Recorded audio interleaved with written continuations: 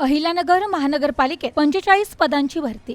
अहिल्यानगर महानगरपालिकेतील तांत्रिक पदांच्या भरतीची प्रक्रिया मार्गी लावण्याची चिन्हे आहेत। आर्थिक अडचणींमुळे प्रशासनाने 130 पदांना कात्री लावत केवळ 45 तांत्रिक पदे भरण्याचा निर्णय घेतलाय।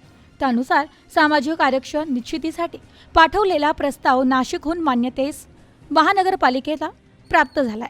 आता महानगरपालिका स्तरावर खेळाडू, दिव्यांग अशा समांतर आरक्षणाच्या निश्चितीची प्रक्रिया होऊन प्रत्यक्ष भरतीची प्रक्रिया सुरू होणार आहे।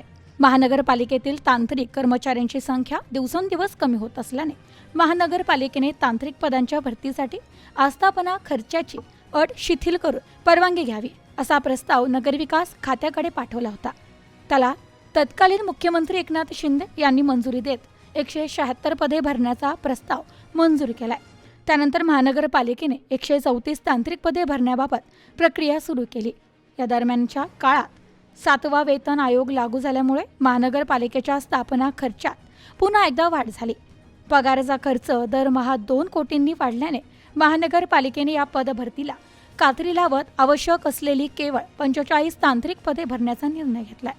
त्यानुसार सामाजिक आरक्षण निश्चितीचा प्रस्ताव तयार करून नाशिक येथे पाठवण्यात आला होता। त्याला मंजुरी मिळाली आहे।